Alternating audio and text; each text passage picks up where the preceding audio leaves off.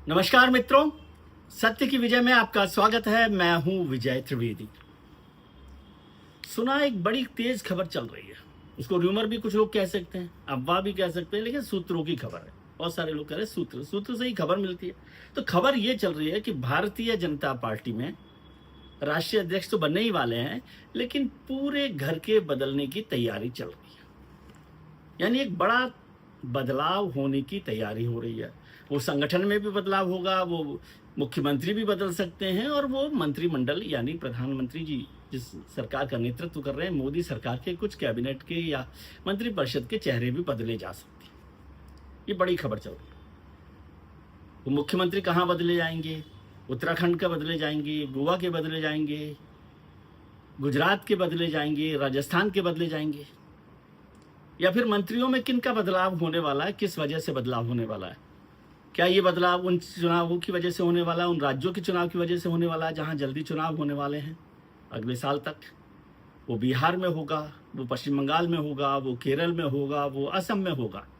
लेकिन साहब, ये चर्चा जरूर चल रही है, और ये भी चर्चा चल रही है कि अभी संसद का जो मानसून सत्र है 21 जुलाई से शुरू होने वाला है, तो हो सकता है उससे पहले ये बदलाव कर दिया जाए।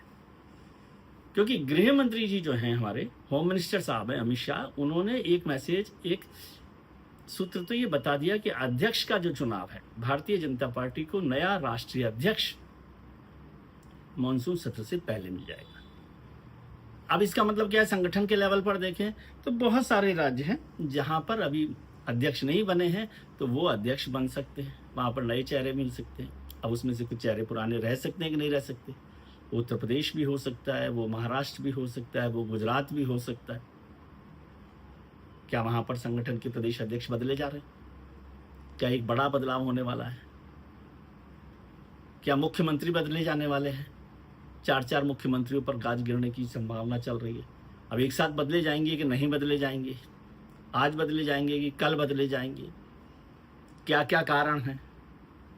किसी से बहुत सारे लोग नाराज हैं। ऐसी बहुत सारी खबरें चल रही हैं जिनको लेकर तुरंत कुछ होने वाला है, ये बताया गया है। प्रधानमंत्री जी अभी विदेश यात्रा पर जब लौट आएंगे तो शायद उस पर काम आगे बढ़े। अमित शाह जी से भी बहुत सारे लोगों की मुलाकात हुई है, कुछ बातचीत चर्चा चल रही है कि वो कर रहे हैं। जैसे हमने बात की थी कि अमित शाह जी मोटे तौर पर इस सरकार का कामकाज देखते हैं। हाँ, संगठन का भी, अध्यक्ष जी का भी काम वो देखते हैं। तो संगठन में क्या बदलाव होंगे वो भी अमित शाह जी तय करेंगे, प्रधानमंत्री जी से बात करके करेंगे। जाहिर है संघ के जो पदाधिकारी हैं उनके साथ भी बातचीत करके तय करेंगे। तो पहला काम तो होना है राष्ट्रीय अध्यक्ष का बदलना, उससे पहले होना है काम प्रदेशों के अध्यक्ष बदलना। उसके साथ साथ क्या बदलाव होगा? क्या मुख्यमंत्री बदले जाएंगे? क्या मंत्रिपरिषद में जो केंद्र सरकार है उसमें बदलाव होने वाला है?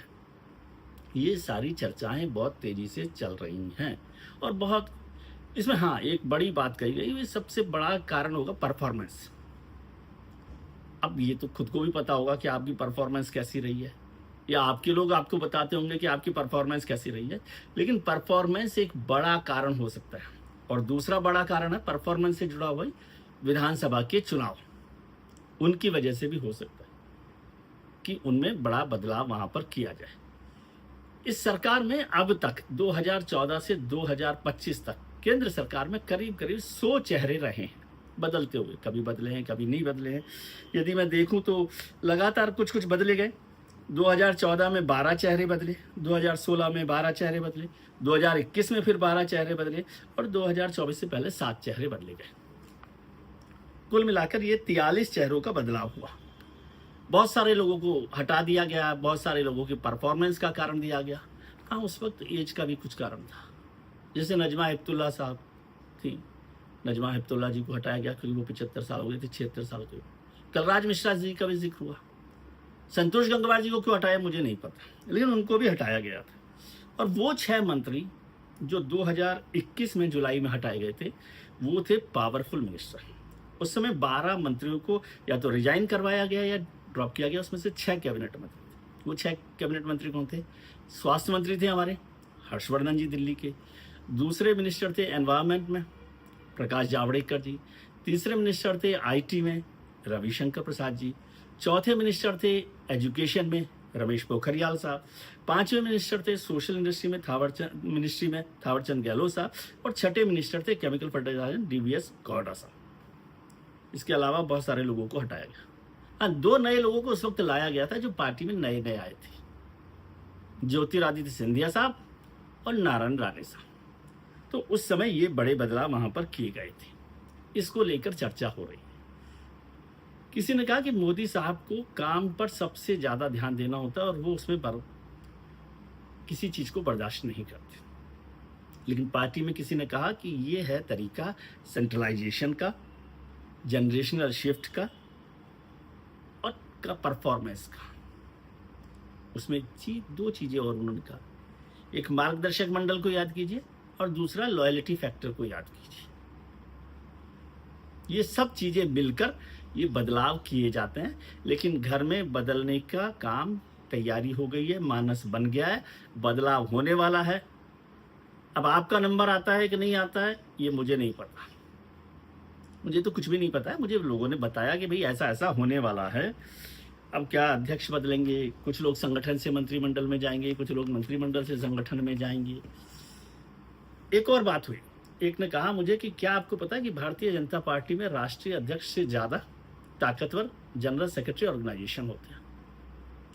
एक जनरल सेक्रेटरी ऑर्गेनाइजेशन थे बहुत पावरफुल, इन्फ्लुएंशियल, जिनका कामकाज मैंने देखा बहुत करीब से। वो थे, मतलब वो हैं अभी, KN गोविंदाचार्य साहब। लंबे समय तक पार्टी के जनरल सेक्रेटरी ऑर्गेनाइजेशन रहे और उनका जलवा ये होता था कि वो 11 अशोक रोड में उस पार्टी के दफ्तर में पीछे के एक छोटे से कमरे में रहते थे। लेकिन वहाँ से गेट तक निकल कर आने में उन्हें आधा घंटा लगता था। 50 मीटर, 50 कदम, हाँ, आधा घंटा 40 मिनट लगते थे, क्योंकि इतने लोग उनसे मिलते थे। उनको लगता था गोविंद जी का आशीर्वाद मिल गया तो कृपा हो गई। हाँ, आपको याद होगा, बहुत पावरफुल लोगों में से, बहुत इन्फ्लुएंशियल लोग। उन्होंने सोशल इंजीनियरिंग का एक कॉन्सेप्ट दिया था। फिर संजय जोशी आए, वो भी बहुत ताकतवर, संजय विनायक जोशी। उनकी ताकत के जलवे अब तक चलते हैं। वो अब भी संगठन में नहीं है, लेकिन अब भी लोगों से उनकी मुलाकात, लोग हर दिन 100-200 लोग उनसे मिलते हैं। और कोई मुख्यमंत्री पार्टी का ऐसा नहीं है या कोई केंद्र सरकार का ऐसा मंत्री नहीं जो संजय जोशी जिसको कह दे काम के लिए, काम मतलब उनका अपना नहीं, जो लोग निजी आते हैं, कार्यकर्ता आते हैं, पार्टी के लोग आते हैं उनसे मिलने के लिए। संजय जोशी जी की एक बात और अच्छी लगी, वो मिलते सबसे हैं बाहर, कमरे में नहीं मिलते। वे जिसकी हिम्मत है, क्योंकि माना जाता है कि वो सरकार के साथ नहीं है, सरकार उनसे नाराज रहती है, तो जिसकी हिम्मत है संजय जोशी से मिलने के लिए वो बाहर आए और वो मिलते हैं। अब हैं आजकल नए जो जनरल सेक्रेटरी ऑर्गेनाइजेशन BL संतोष साहब। BL संतोष साहब को बहुत पावरफुल माना जाता है। वो मंत्री बनाते हैं, मुख्यमंत्री बनाते हैं, अध्यक्ष बनाते हैं, सरकारें बनाते हैं, सरकारों में चेहरे तय करते हैं। उनका काम चल रहा, संगठन के लोग हैं, संघ के लोग हैं। जनरल सेक्रेटरी ऑर्गेनाइजेशन तो संघ के लोग ही होते हैं। एक जमाने तक नरेंद्र मोदी भी पार्टी के नेशनल जनरल सेक्रेटरी रहे, ऑर्गेनाइजेशन नहीं थे, लेकिन उनका रुतबा, उनकी ताकत उतनी थी जितनी किसी जनरल सेक्रेटरी ऑर्गेनाइजेशन की। तो अब ये जितने बदलाव हैं, घर में जितना बदलाव हो रहा है, वो क्या जनरल सेक्रेटरी ऑर्गेनाइजेशन कर रहे हैं या फिर अध्यक्ष जी कर रहे हैं, या जो स्थायी अध्यक्ष हैं यानी अमित शाह जी वो कर रहे हैं। लेकिन ये तय है कि घर में बदलाव होने वाला है। थोड़ा सा इंतजार कीजिए। आज के लिए इतना ही। आपसे फिर मुलाकात करेंगे, फिर नए मुद्दों पर बातचीत करेंगे।